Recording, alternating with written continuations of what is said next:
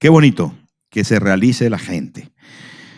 Estos días hemos estado hablando de Dios primero y tengo la intención de continuar en ello porque es muy importante que podamos asumir que las más grandes lecciones e importantes lecciones las aprendemos en la repetición.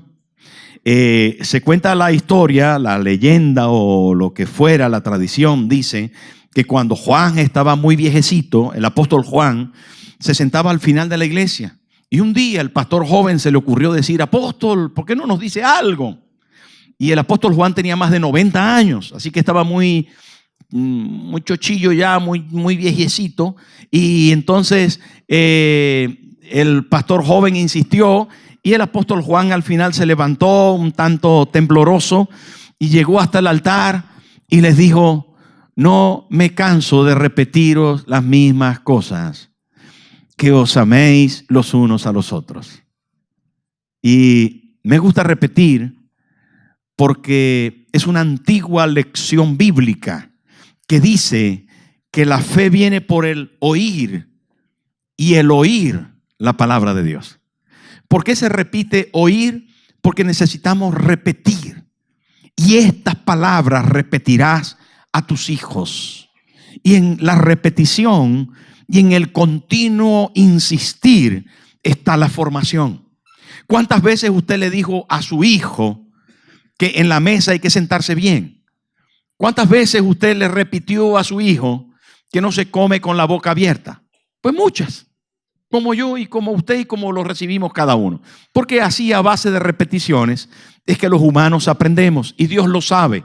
Por lo tanto, cuando tenemos una temática del Espíritu, insistimos en ella e insistiremos mucho más hasta que se encarne. Hasta que se encarne. Cuando estas verdades se encarnen y se hagan propias, entonces seremos capaces no solamente de hacerlas, sino de transmitirlas a las siguientes generaciones que deben tenerlas también encarnadas. Por lo tanto, es importante que atendamos a las mismas cosas, que atendamos a la verdad, no sea que nos deslicemos. Porque ignorando, dejando de repetir estas verdades, nos convertimos en superficiales. Nos convertimos en iglesias, hermanos, que no tienen profundidad en la palabra. Y por supuesto, cuando se trata de temáticas como que Dios es primero, esto es prioritario. Es base de la fe. ¿Y por qué lo estamos tratando en enero? Por eso mismo. Porque queremos que sea base de la construcción de todo un año. Y cada enero lo tratamos a fin de que primicias, primero Dios en mi familia, primero Dios en mi finanza, primero Dios en mi trabajo, primero Dios en mí mismo, primero Dios en todo, sea una base firme donde usted y yo podamos construir nuestras vidas. ¿Está de acuerdo conmigo? Primero Dios. Dígale al que tiene al lado: primero Dios. Es importante. Ya sé que los predicadores que me antecedieron en este mes hablaron también de esa temática. Por cierto, les he dicho que hicieran eso. Así que si usted lo ve extraño, no se extrañe. Es que tenemos planes. Estamos diseñados para hacer algunas cosas. Y así tiene que ser. ¿Dicen amén o no? ¿Les parece bien? Claro, tiene que parecerle bien. Porque el pastor de la iglesia pues da instrucciones. Para eso es el pastor. Y es bueno que el pueblo sepa que tenemos un plan. Y el plan se llama primero Dios. Esto es tan importante, tan importante. Así que vamos a la palabra y vamos a buscar en primer libro de los Reyes, capítulo 17. Y vamos a leer un pasaje que lo tomaremos como base hermosa, aunque no ahondaremos en el pasaje, sino trataremos algunas cosas, pero vamos a leerlo porque es muy bonito. Yo sé que la mayoría lo han escuchado y será base de primero Dios. Capítulo 17 del primer libro de los Reyes, desde el versículo 8 en adelante, dice la palabra así. Vino luego a él palabra de Jehová diciendo: levántate, vete a Sarepta de Sidón y mora allí. Y he aquí yo he dado orden allí a una mujer viuda. ¿A una mujer qué? Que te sustente. Entonces él se levantó y se fue a Sarepta, y cuando llegó a la puerta de la ciudad, he aquí una mujer viuda que estaba allí recogiendo leña, y él la llamó y le dijo: te ruego que me traigas un poco de agua en un vaso para que beba. Y yendo ella para traérsela, él la volvió a llamar y le dijo: te ruego que me traigas también un bocado de pan en tu mano. Y ella respondió: vive Jehová tu Dios, que no tengo pan cocido. Solamente un puñado de harina tengo en la tinaja y un poco de aceite en una vasija. Y ahora recogía 2 leños para entrar y prepararlo para mí y para mi hijo, para que lo comamos y nos dejemos morir. Elías le dijo: no tengas temor, ve, haz como has dicho, pero hazme a mí primero de ello una pequeña torta cocida debajo de la ceniza y tráemela, y después harás para ti y para tu hijo. Porque Jehová Dios de Israel ha dicho así: la harina de la tinaja no escaseará, ni el aceite de la vasija disminuirá, hasta el día en que Jehová haga llover sobre la faz de la tierra. Déjelo ahí. Lo tomamos como base. Esto fue un momento muy trascendente en la vida del profeta. Había una escasez terrible, porque la sequía duraba ya 7 años. El agua ya era un valor preciado, y fue lo primero que le pidió a la viuda. Sarepta eran de los enemigos de Israel más acérrimos. La viuda era una mujer desprovista absolutamente de todo. Tenía solamente un puñadito de harina, tenía un chorrito de aceite para hacerse una pequeña torta de pan cocida, y comer un pedazo ella, otro pedazo su hijo, y echarse a morir, como dice el pasaje. El profeta, enviado por Dios para que una viuda le sostenga, una viuda que no tiene nada, no era una viuda rica, era una viuda muy pobre, una viuda que tenía en el pensamiento de que en breve moriría, una viuda que no tenía ninguna esperanza de vida ni capacidad económica. Dios la escoge para sostener al profeta. Y el profeta, ni corto ni perezoso, se traslada a un lugar geográfico donde están sus enemigos más acérrimos, a un lugar donde el hambre campa a sus anchas, a una mujer que no tiene ninguna provisión, que no tiene tampoco ninguna esperanza de vida. Y allí el profeta, cuando ve a la mujer, se da cuenta que está recogiendo unos leños. Le pide agua, ya es un bien preciado en ese momento. Ella reacciona a la apariencia que tiene el profeta y va a buscarle agua, es retenida, y el profeta le dice: mire, tráigame también un pedazo de pan. Y ella dice: mi señor, yo lamentablemente en eso no le puedo complacer, porque solo tengo un poquito que es para mí y para mi hijo, y después de eso hemos decidido, como no tenemos nada más, y la evidencia es que, mire, llevo solo 2 leños, porque para cocinar ese poquito, pues me hace falta muy poca leña. Entonces, cuando yo cocine esa tortita, nos vamos a echar a morir, porque ya no hay más esperanza, porque no nos queda ni harina ni aceite, se acabó. De manera que esa es la situación real en la que estamos, profeta. Y el profeta va y le dice: hay que tener valor, hay que tener claridad en el propósito de Dios, hay que tener una cara de mucho cuidado. Y le dice: hazlo como has dicho, pero házmelo a mí primero. Házmelo a mí primero. Yo me costaría mucho estar en los zapatos del profeta, pero a veces Dios nos pone en esa situación. A los que predicamos, a los que compartimos la palabra y a los que compartimos la verdad bíblica. Porque cuando hablamos de alimento, de sustento, de dinero, de comida, cuando hablamos de cosas tan esenciales para la vida y priorizamos en Dios, en su casa o en nosotros, de repente se convierte la temática en muy delicada. Pero quiero destacar la expresión del profeta para resaltar el tema de esta mañana, que es primero Dios. Y la realidad es que el profeta dice: dame a mí primero. Dura cosa. Pero no es dura cuando logramos entender el propósito de la palabra, de que si Dios es primero, se garantizará todo lo demás.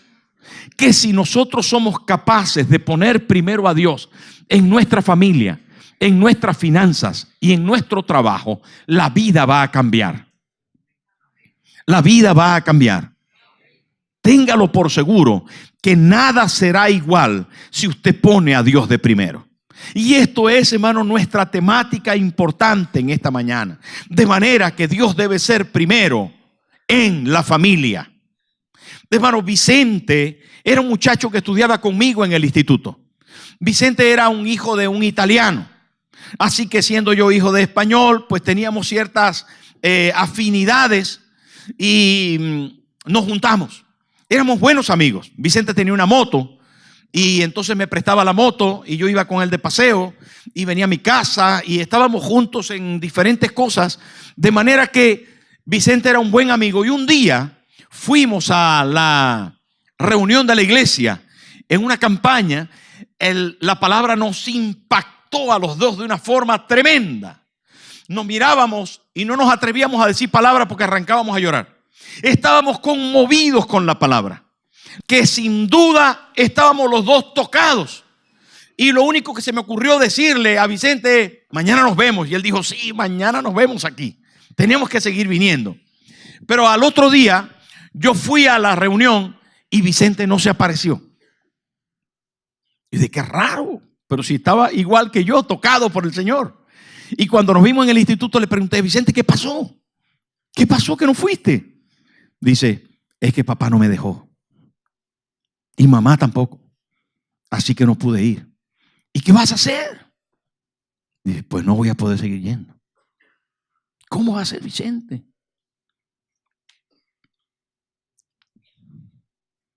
Vicente no siguió yendo. Pero doña Tulia Tobar, juntada con Jacinto, conoció al Señor cuando yo comencé a pastorear. Tulia tenía 5 hijos.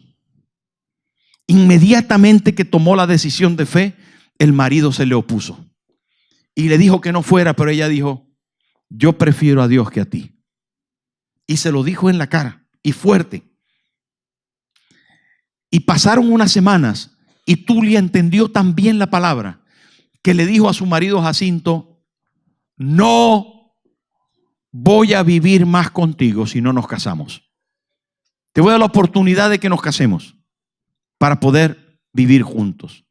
Y el marido le dijo: yo no me caso contigo. Tenían 5 hijos ya, No me caso contigo. Entonces yo no vivo contigo. ¿Sabe que Jacinto vino un día a la iglesia? Y desde la puerta de la iglesia que comenzábamos, llamada la iglesia Emanuel, en el barrio había esa iglesia solamente, que pastoreábamos Moreiva y yo. Y él se puso en la puerta. No había puerta, estábamos construyendo, pero había el espacio ahí de la puerta. Y comenzó a insultarme desde la puerta y me llamó de toda cosa. Porque claro, supuestamente yo le había convencido a su mujer, o le había ganado a su mujer, de que no viviera con él, por alguna razón que él se imaginaba que no era cierta. Fue una mujer de 5 hijos y yo tenía una esposa joven, guapa. La cosa es, hermano, que me insultó y me dijo de todo. Terminó la historia en que Tulia nunca más vivió con ese señor. Y el hombre a las pocas semanas murió. Murió de problemas en los pulmones. Se encharcaron sus pulmones, según lo que me contaron. Vivía ahí en el frente de la iglesia. Y murió. Tulia no quedó viuda porque no estaba casada. Quedó libre. ¿Saben, hermanos? Estas historias se las comento por la simple razón de que si Dios está en nuestra familia como lo primero, las cosas van a cambiar. Y Dios tiene que ser primero. Hay mucha oposición de todas partes, pero cuando nosotros tomamos la decisión de que Dios sea primero, garantizamos que nuestra vida futura en familia será firme. La palabra de Dios tiene promesas al respecto, y el carcelero de Filipo escuchó la dirección apostólica de Pablo diciéndole: cree tú y serás salvo tú y tu casa. La Biblia está llena de momentos en que la familia debe ir a Dios y no yendo es reprendida. Una de las familias más cuestionadas por Dios directamente fue la familia del sacerdote Elí. En el Antiguo Testamento, hermano, el sacerdote Elí consintió con el pecado de sus hijos y Dios le reprendió. Porque Dios estaba haciendo segundo o tercero o décimo en la vida de la familia del sacerdote Elí.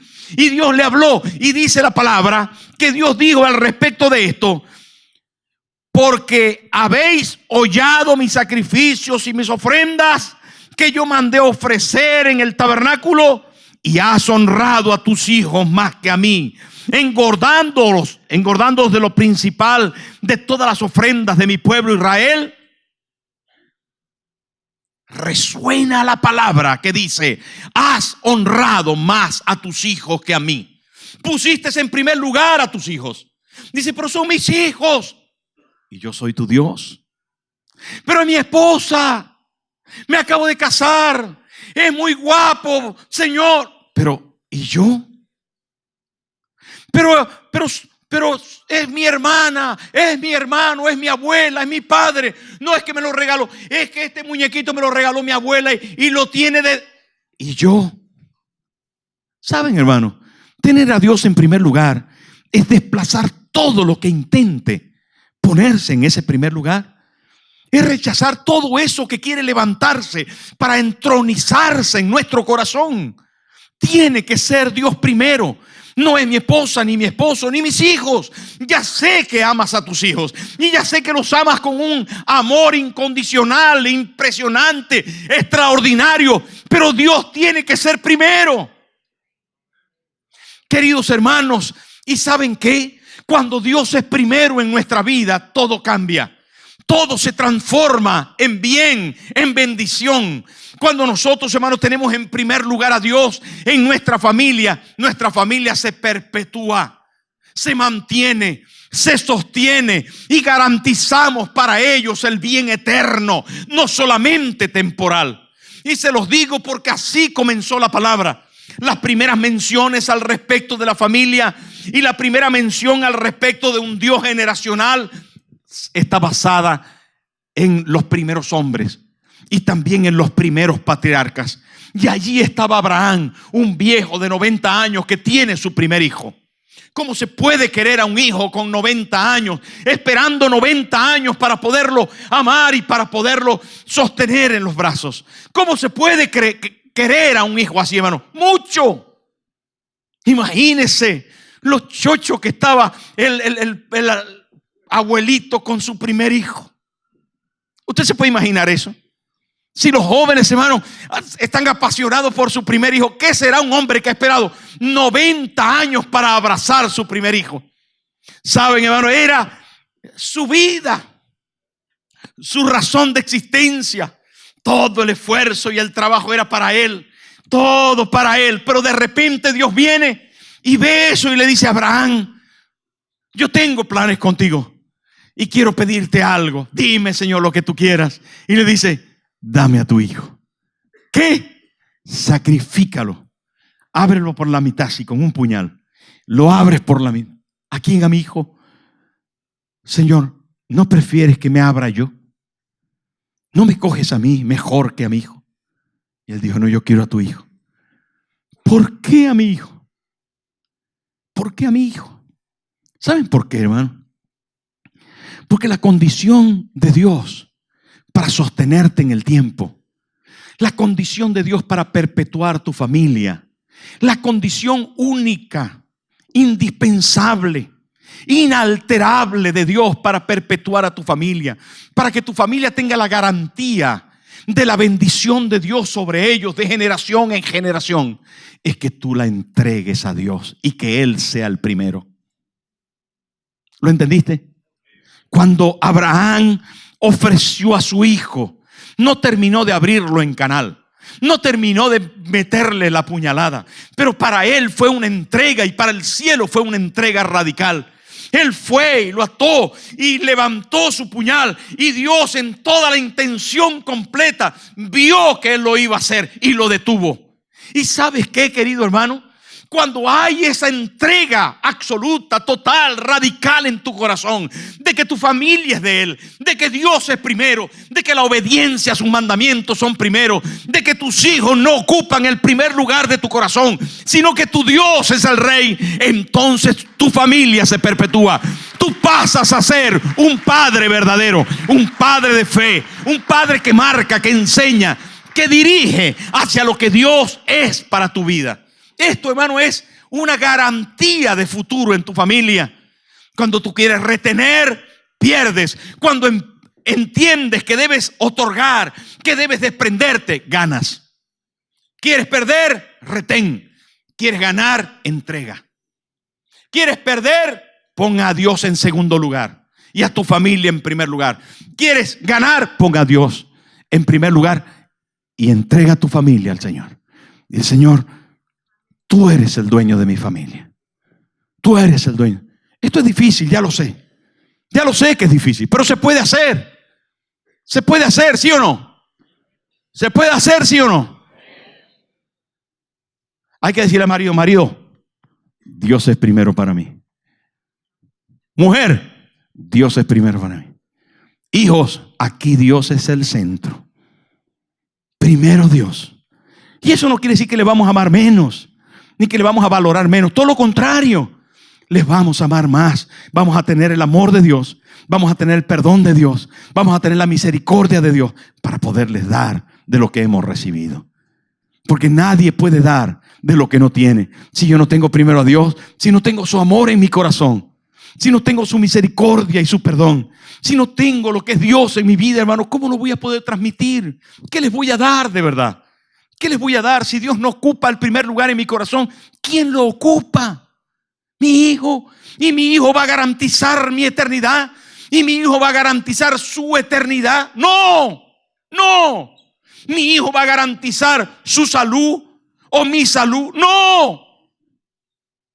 Cuando pongo a Dios en primer lugar en mi familia, Él se encarga y Él me garantiza muchas cosas. Hermano, qué bueno poder pensar que todas las familias de la tierra son bendecidas al escuchar no un sermón, sino por recibir una vida que se entrega en el altar de Dios para ponerla en primer lugar. Así pasó con Abraham. Y así pasó, hermano, sencillamente con Josué.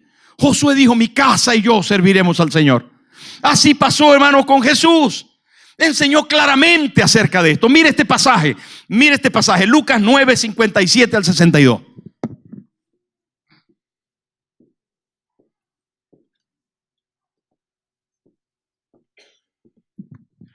Mire eso, Lucas 9, 57 al 62. Mírelo conmigo. Qué tremendo esto. Yendo ellos, uno les dijo en el camino: Señor, te seguiré a donde quiera que vayas. Y dice la palabra: y le dijo Jesús: las zorras tienen guarida y las aves de los cielos nidos, mas el Hijo del Hombre no tiene dónde recostar la cabeza. Y dijo a otro: sígueme. Y él le dijo: Señor, déjame que primero vaya y entierre a mi padre. Jesús le dijo: deja que los muertos entierren a sus muertos, y tú ve y anuncia el reino de Dios. Entonces también dijo otro: te seguiré, Señor, pero déjame que despida primero a los que están en mi casa. Y Jesús le dijo: ninguno que poniendo la mano en el arado y mira hacia atrás es apto en el reino de Dios. Qué fuerte, ¿no? ¿Sabe qué dijo Jesús con esto?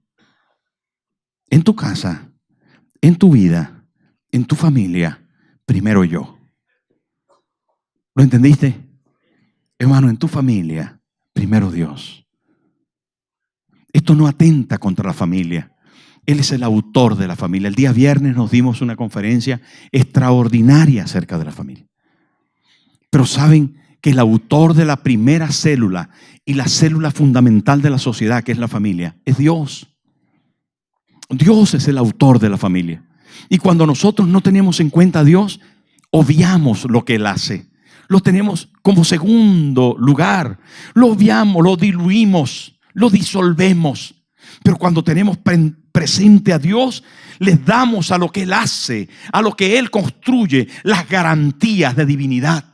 Le damos el valor de lo celestial, le damos el valor de lo eterno. Y nadie puede, hermano, por favor, entienda eso. Nadie puede valorar lo eterno si no tiene a Dios de primero. No nos enredemos con ese asunto. ¿Sabe por qué? Hermano, lo que usted honra, lo que usted autoriza, lo que usted identifica como la cosa más importante, lo identifica cuando usted reconoce de dónde viene, reconoce la eternidad, la autoría de Dios en ello. Si no, todo es pasajero, fugaz, todo es superficial y sin valor. Es importante que nosotros podamos, hermano, en nuestra casa decir: aquí Dios es primero. Y eso va a ser una garantía eterna. Pero Dios tiene que ser primero también en nuestras finanzas. Y digo lo de las finanzas, hermano, e insistiré, porque es un tema muy importante para nosotros. Mire, de nuestras 24 horas, una gran cantidad de horas útiles, me refiero, no que las del sueño no sean útiles, sino las que estamos despiertos, porque descansar tenemos que dormir obligado. Entonces, si dormimos 8 horas, nos quedan luego otras horas para poder vivir. Y dentro de esa vida que nosotros desarrollamos, por lo menos 8, 10, 12 y en algunos casos 14 o 16 horas las pasamos trabajando.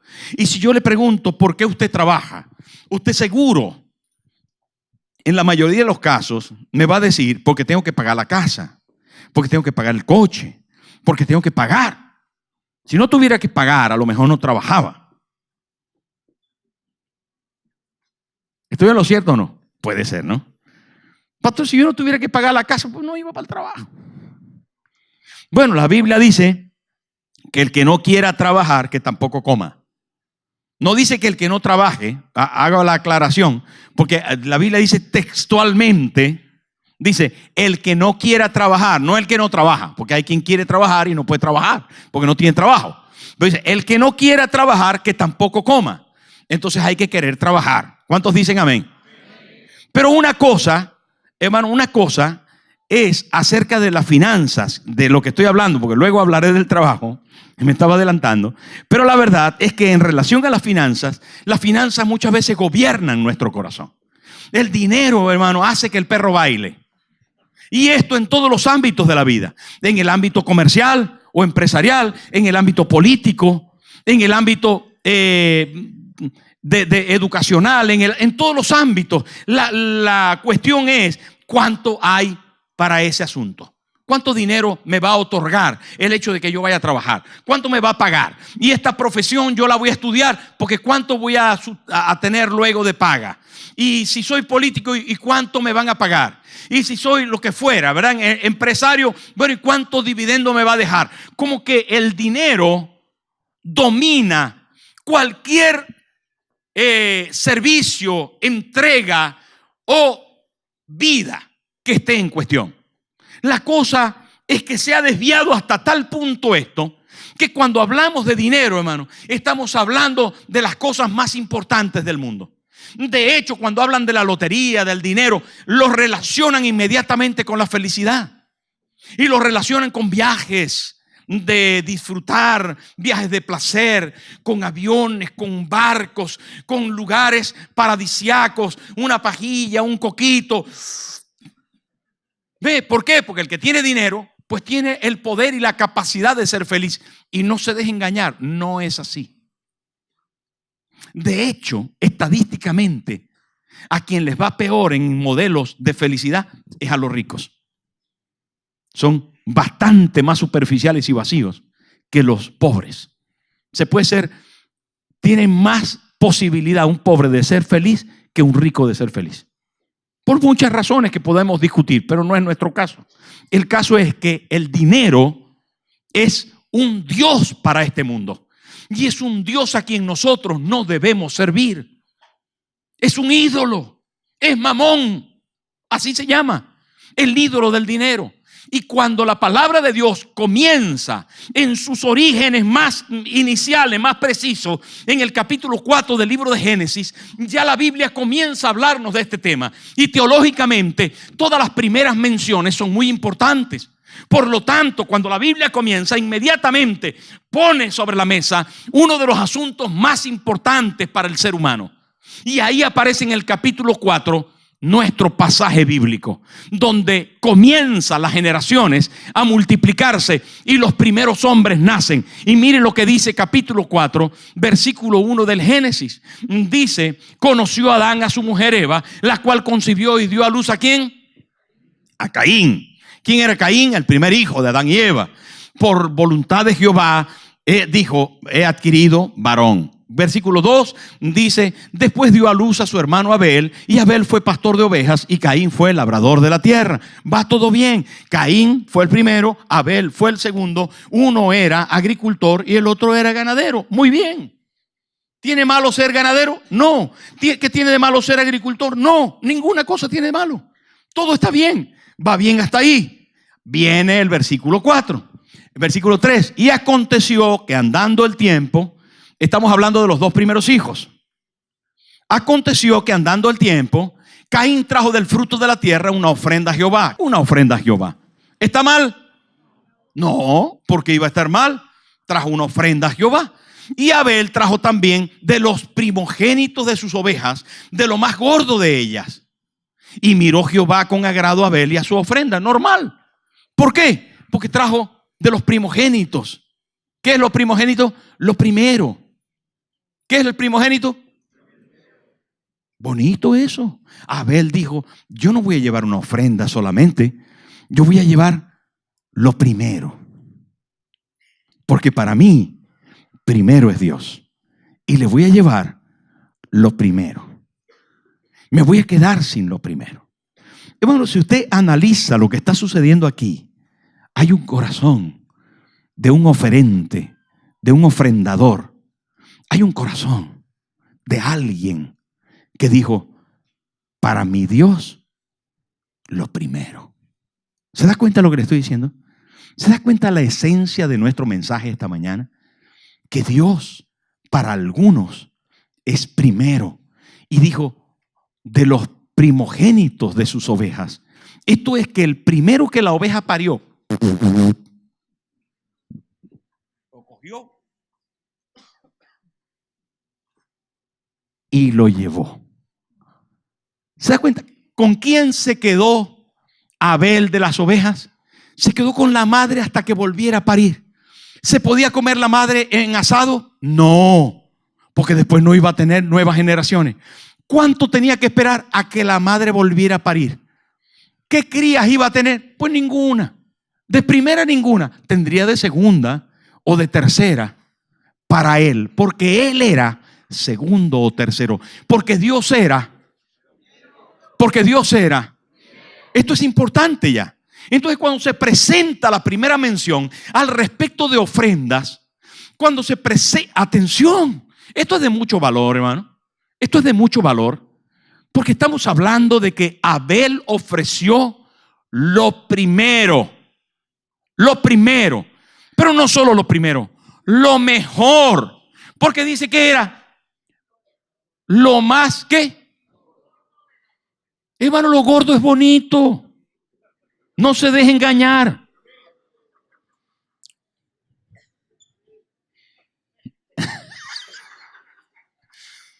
Hermana, no se deje engañar cuando el espejo le diga otra cosa. Diga así: mira qué hermosa que soy. Qué hermoso que estoy. No se deje engañar, hermano. Mire lo que dice, y esto es la primera mención, así que es teología pura.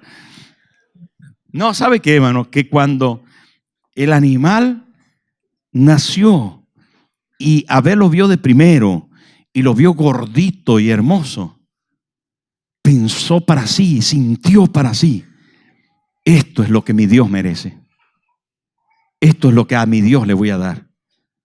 Hermano, yo no sé qué piensa usted al respecto de esto, pero para Abel Dios fue primero. ¿Y sabe qué dice Dios al respecto?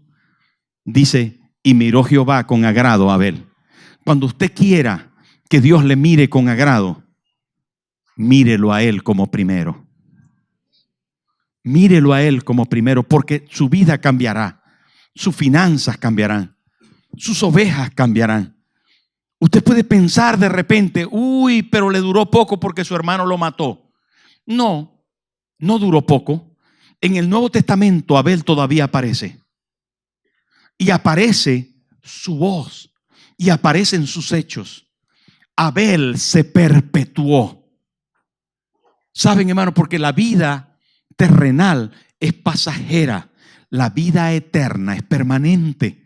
Por eso dice que aún hoy, hablando el apóstol en Hebreos, sea quien fuera, inspirado por el Espíritu Santo, dice: y Abel, aún su ofrenda habla por él, porque tus hechos, al reconocer primero a Dios, serán mucho más elocuentes que tus palabras cuando no tienes un reconocimiento claro de lo que es Dios para ti.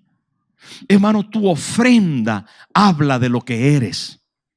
Tus finanzas hablan de lo que eres. Si tú pones primero a Dios en tu vida financiera, se va a notar. Se va a notar. Si para ti lo primero es el Carrefour, si para ti lo primero es el casero, si para ti lo primero es tu necesidad de ropa, si para ti lo primero es tu medicina, entonces habrás puesto a Dios en un segundo plano. Si para ti los diezmos son de la última parte, no son los diezmos. Los diezmos es la primera parte.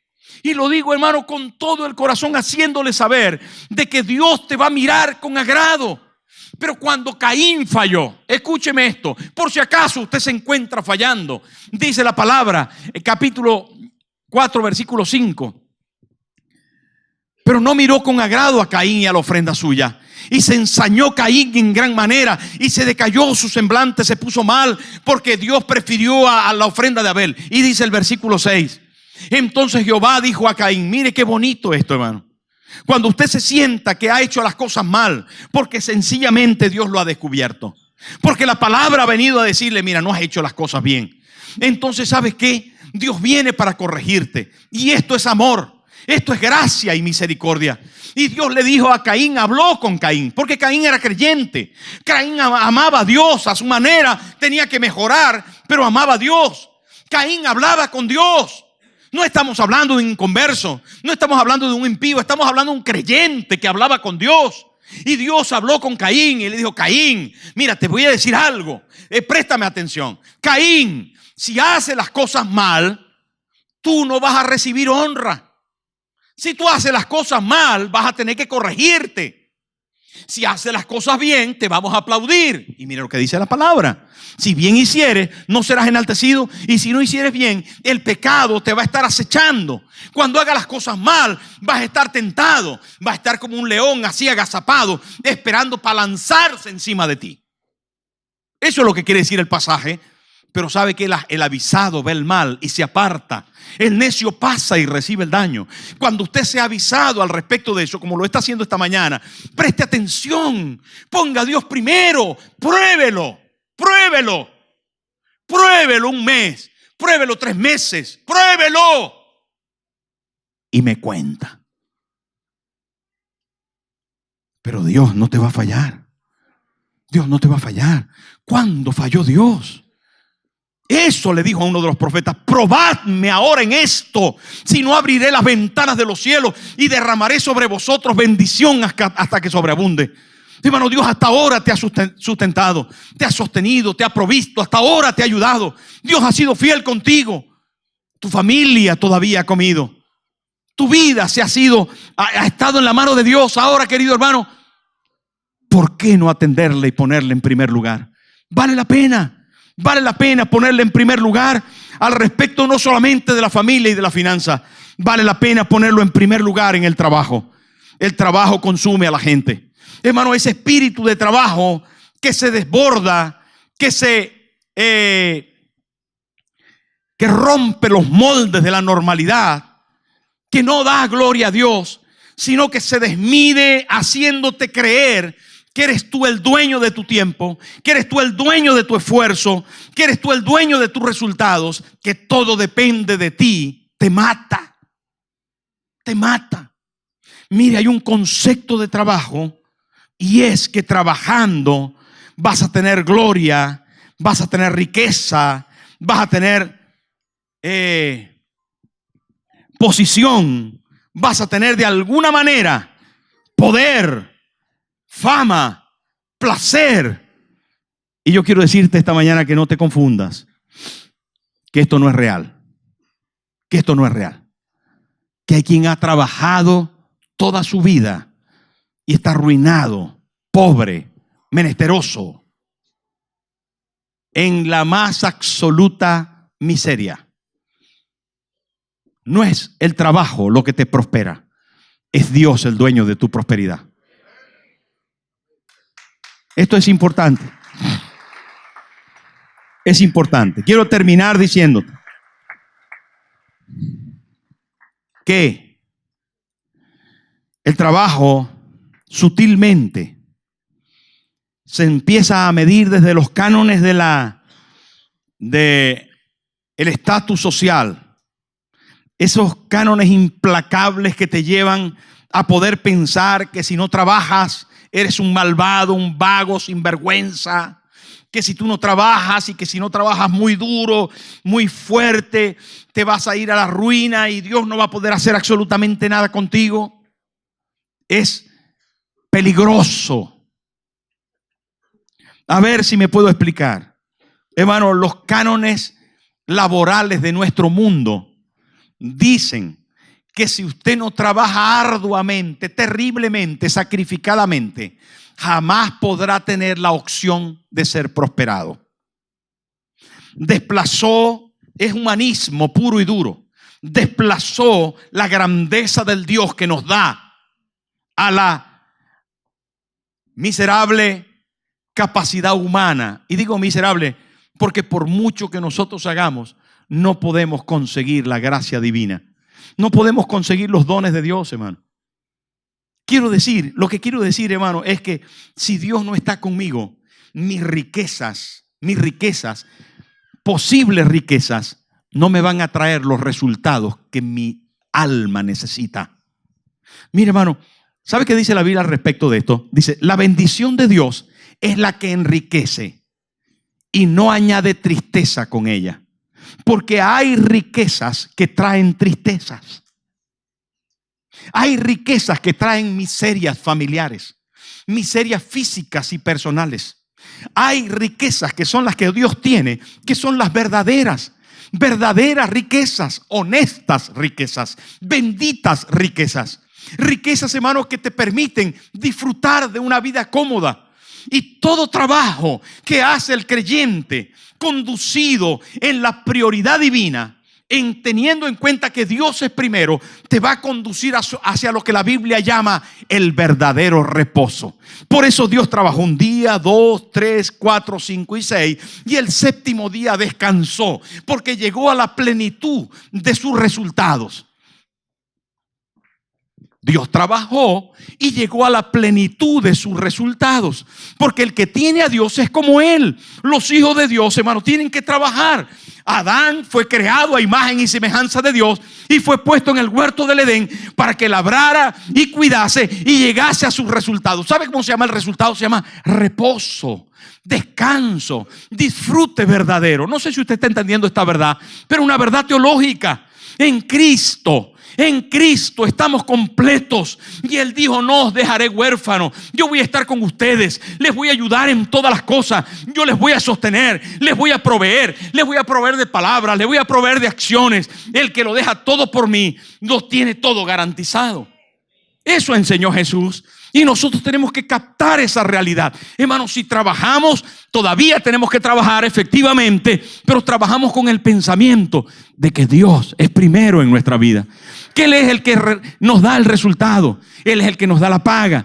Él es el dueño, el Señor, el jefe supremo de nuestro trabajo. Dice amén. Esto es tan importante de entender. Hermano, presenta a Dios tu trabajo. Depende de Dios tu trabajo. No permitas que el esfuerzo desplace la gloria de Dios. Trabaja sabiendo que Dios es quien te prospera. Mete en tu corazón la realidad diciendo: Señor, este trabajo yo lo hago para ti. Señor, tú eres el dueño de mi prosperidad. Señor, tú provees para mi casa. No, esta burra, si no trabajara no había aquí comida. Aparte esas palabras de su casa. Si este burro no lucha, aquí no comemos ningún. Mentira del diablo. Ese burro es de Dios, y es Dios quien le da el sostenimiento. ¿Amén o no?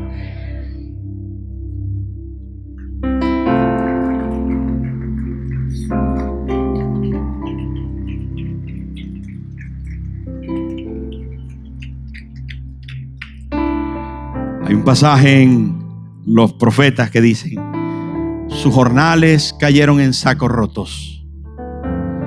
Trabajaron duro, echaron el resultado en un saco y el saco tenía un hueco abajo. Lo echaban y se iba.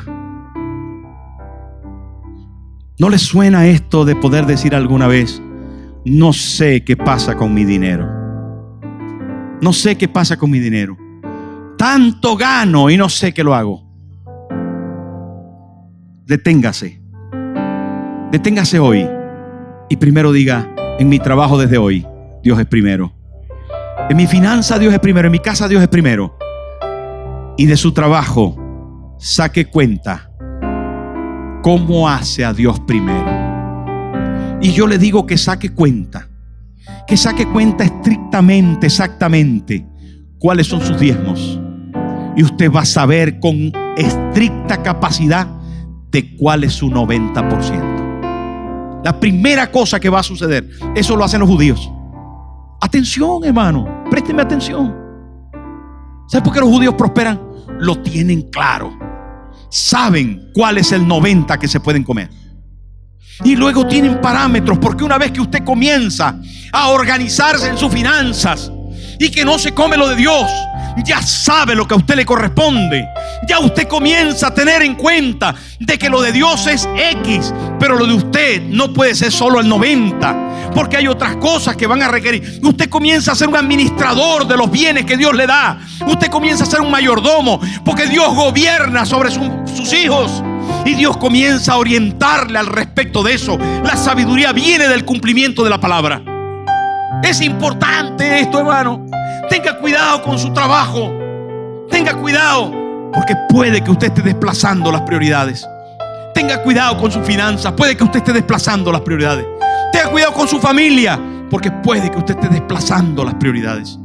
Pero Dios, que es fiel, nos va a ayudar. Él nos va a ayudar. Él lo prometió. Y vamos a sacar nuestra libreta, y vamos a hacer nuestras cuentas, y vamos a sacar el tiempo de trabajo que dedicamos y cuánto dedicamos al Señor, y cómo hacemos nuestro trabajo, y qué hay en nuestra mente y en nuestro corazón, y cómo ofrecer a Dios nuestra vida, diciéndole: Señor, tú eres primero en mi corazón. Tú eres primero en mi corazón. Si te ha gustado este mensaje, puedes suscribirte a nuestro canal de YouTube para que estés atento a lo que compartimos, y además seguirnos en nuestras redes sociales.